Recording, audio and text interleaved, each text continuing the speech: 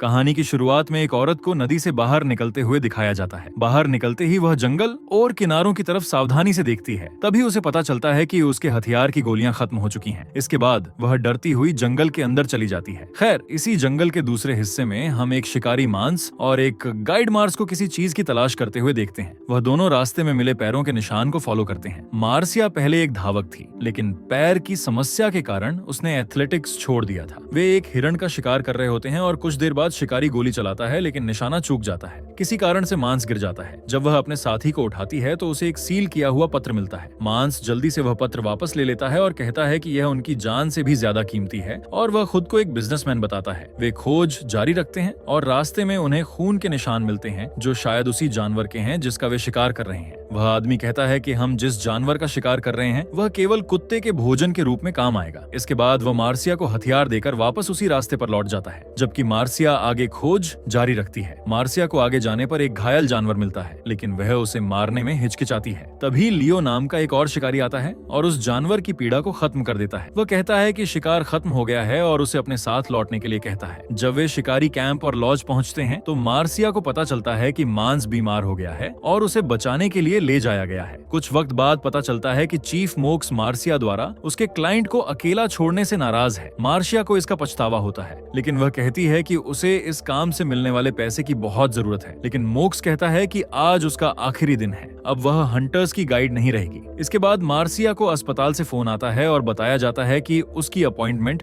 अगले हफ्ते की शुरुआत में फिक्स है, लेकिन उसे पता चलता है कि उसका हेल्थ इंश्योरेंस मौजूद नहीं है, इसलिए वह उसके पैर की सर्जरी का खर्च नहीं उठा सकेंगे। वह बहुत परेशान हो जाती है, लेकिन मांस की जैकेट में रखे पत्र को देखकर उसके दिमाग में एक आइडिया आता है। वह जल्दी से जैकेट उठाती है और उसी रास्ते पर वापस निकल जाती है। जंगल से होकर गुजरने वाली सड़क पर उसे एक विशाल प्राचीन महल दिखाई देता है, लेकिन उसे पता नहीं होता कि वहाँ कौन रहता है। रास्ते में वह अस्पताल में फोन करके उसकी अपॉइंटमेंट स्थगित करने के लिए कहती है, क्योंकि वह अपने इलाज के लिए पैसे जुटा रही है। लेकिन फोन में शोर आने से कॉल कट जाती है। जब वह चुराए गए पत्र की जांच करने का फैसला करती है तब बारिश का मौसम होता है। इसमें उसका ध्यान भटक जाता है और वह सड़क पर ध्यान नहीं दे पाती। अचानक पहले वाली महिला सड़क के बीच में आ जाती है और प्रतिक्रिया करने का समय न मिलने पर मार्सिया गलती से उसे टक्कर मार देती है। इसके बाद वह कार से बाहर निकलती है और सिल्वा नाम की उस औरत की मदद करने की कोशिश करती है जो अब अजीब बातें करने लगती है। सिल्वा कहती है कि वहाँ सुरक्षित नहीं है क्योंकि प्रतियोगिता अभी खत्म नहीं हुई है। मार्सिया को कुछ समझ नहीं आता, लेकिन उसे जंगल के अंदर से फुसफुसाहट और धीमी चीखें सुनाई देती हैं। उसे पता नहीं होता कि कोई तेज चीज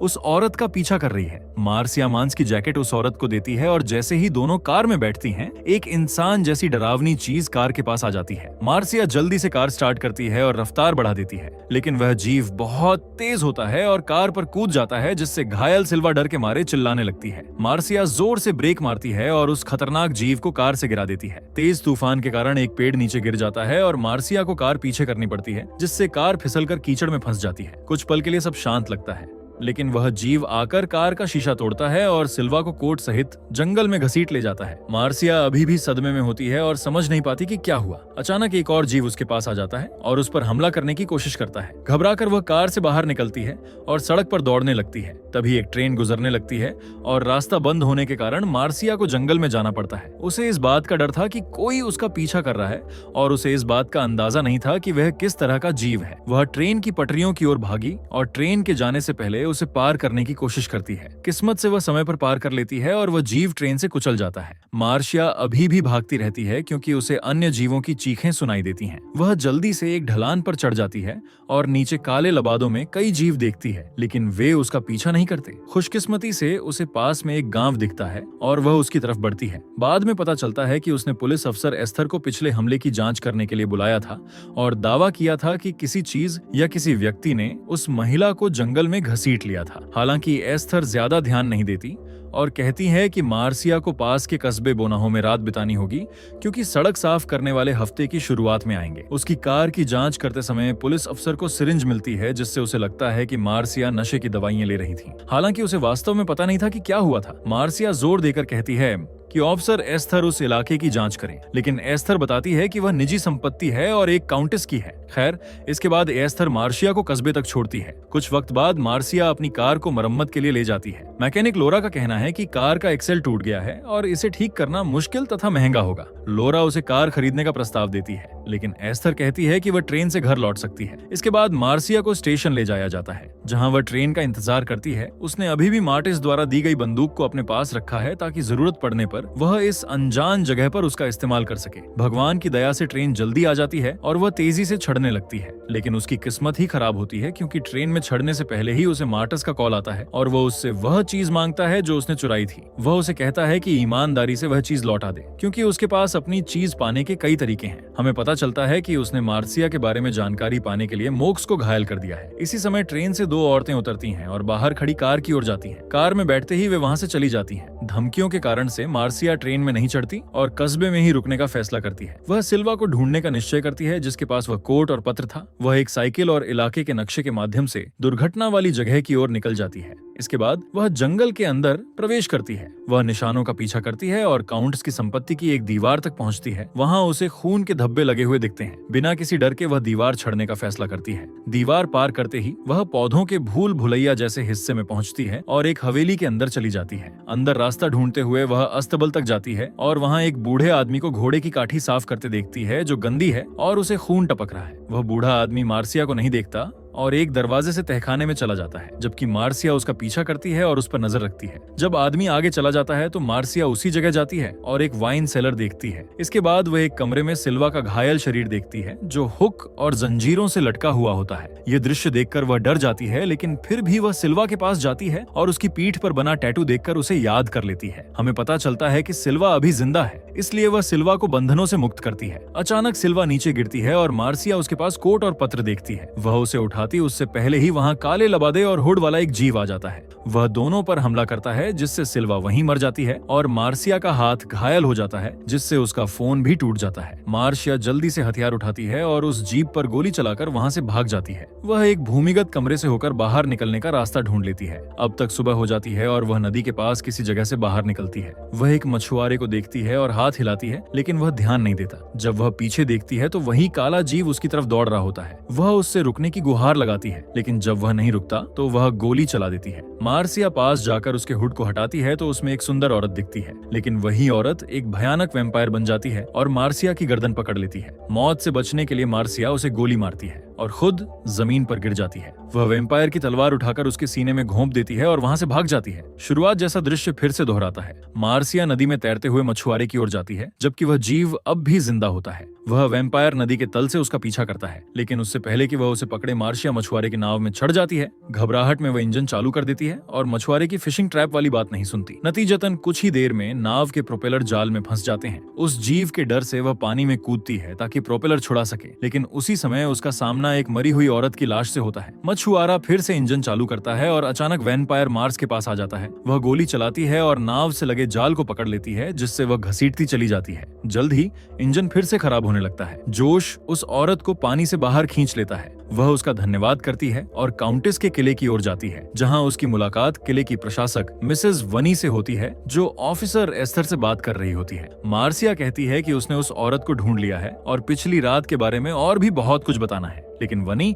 उसे अपने इलाज के लिए कहती है। लेकिन मार्सिया मना कर देती है और अपने हाथ का घाव दिखाती है। वह कहती है कि काउंटेस की संपत्ति पर पागल लोग रहते हैं जो इंसानों का शिकार करके उन्हें मारते हैं, लेकिन तभी उसे बताया जाता है कि काउंटेस मरी हुई पाई गई है। इसके बाद मार्सिया को इलाज के लिए डॉक्टर के पास ले जाया जाता है, लेकिन वह यह देखकर हैरान हो जाती है कि हेलेना नाम की महिला उसी प्राणी जैसी दिखती है जिसने उस पर हमला किया था। मार्सिया को किले में रहने वाले लोगों पर शक होता है और वह एस्थर से कहती है कि उस कमरे की जांच करें जहां उसे सिल्वा मिली थी। यह आरोप सुनकर हेलेना सतर्क हो जाती है। कुछ वक्त बाद जब वे वहां पहुंचते हैं तो उन्हें वहां एक हिरण लटका हुआ मिलता है, जिसे खाने के लिए रखा गया था। मार्सिया एस्थर की इस अनदेखी से संतुष्ट नहीं होती और जब उसे अपने मोबाइल का खून से सना एक टुकड़ा मिलता है तो वह कहती है कि यही सबूत है, लेकिन एस्थर कहती है कि उसके पास जो सबूत है वह ये है कि मार्सिया ने निजी संपत्ति में घुसपैठ की है, जिससे उसे गिरफ्तार किया जा सकता है। तभी वो कहती है कि गिरफ्तारी जरूरी नहीं है और वह घायल मार्सिया को किले में ठहरने के लिए कहती है, लेकिन मार्सिया एस्थर से कहती है कि उसे उस जगह से बाहर ले जाए।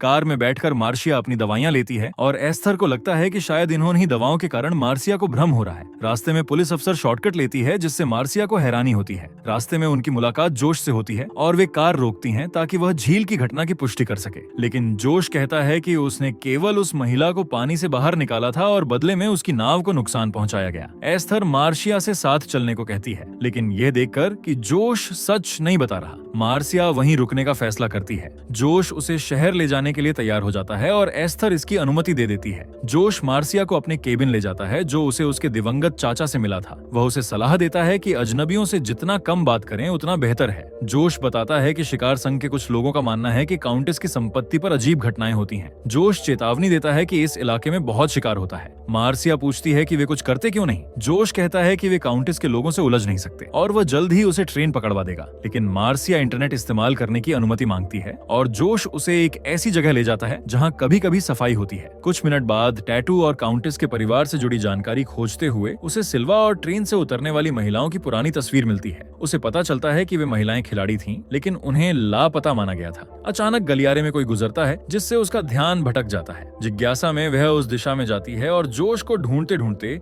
एक शूटिंग रेंज पहुंच जाती है जहां निशानों पर वही टैटू बने होते हैं। अचानक माहौल डरावना हो जाता है क्योंकि निशाने अपने आप हिलने लगते हैं। हैरानी से एस्थर वहां लाइट जलाती है और पूछती है कि मार्सिया वहां क्या कर रही है। मार्सिया उसे सब कुछ बताती है जिससे एस्थर प्रभावित होकर उसे अपने दफ्तर में बात करने के लिए बुलाती है। थाने में मार्सिया चाहती है कि एस्थर उस महिला के परिवार को फोन करे जिसकी मौत उसने देखी थी, लेकिन एस्थर कहती है कि बिना लाश के कोई अपराध या सबूत नहीं माना जा सकता। गुस्से में मार्सिया कहती है कि एस्थर काउंटेस के लोगों को बचा रही है। माहौल तनावपूर्ण हो जाता है और एस्थर कहती है कि मार्सिया का आपराधिक रिकॉर्ड बढ़ रहा है। बातचीत के दौरान जोश मेज से एक पुरानी किताब उठा लेता है। पुलिस अफसर मार्सिया से कहती है कि वह चली जाए और झूठे आरोप लगाना बंद करें। जोश की कार में बैठने के बाद वह उसे किताब दिखाता है जो उसने चुराई थी। उस किताब में काउंटेस के पूर्वज हेंस बुडेस्की की लिखी बातें होती हैं। वह ब्लैक नाइट के नाम से जाना जाता था जो युद्ध में निडर और कैदियों को मारने से पहले निर्दयी यातनाएं देता था। किताब में उन्हें एस्थर द्वारा लिखा एक कागज मिलता है जिससे पता चलता है कि वह काउंटेस शार्लोट का इतिहास पढ़ रही थी। कुछ देर बाद मार्सिया ट्रेन में चढ़ती है, लेकिन जब वह तस्वीर में दिखने वाली खिलाड़ी अन्ना को ट्रेन से उतरते हुए देखती है तो वह उससे पूछती है कि वह कहाँ जा रही है। अन्ना जवाब देती है कि वह प्रतियोगिता में हिस्सा लेने जा रही है। जब अन्ना उससे साथ चलने को कहती है तो मार्सिया मना कर देती है। मार्सिया फिर से ट्रेन छोड़ देती है और स्टेशन पर बैठ जाती है। इस बार वह इलाके के नक्शे को ध्यान से देखती है और जबरदस्ती शीशे से निकाल लेती है। फिर उसे कुछ अजीब पता चलता है। वह अपने खून से बिंदुओं को जोड़ती है और समझ जाती है कि पूरा इलाका एक तारे का आकार बनाता है और बिल्कुल टैटू जैसा। इसका कुछ मतलब सोचकर वह जोश से बात करने लौटती है। वह जोश को बताती है कि जब वह अस्तबल में घुसी और नीचे गई थी तो उसे सुरंगों का जाल मिला था और अब उसे पता चल गया है कि वे 5 संरचनाओं को जोड़ती हैं। इसी के साथ इस मूवी का पहला भाग पूरा होता है। मिलते हैं इसके अगले भाग।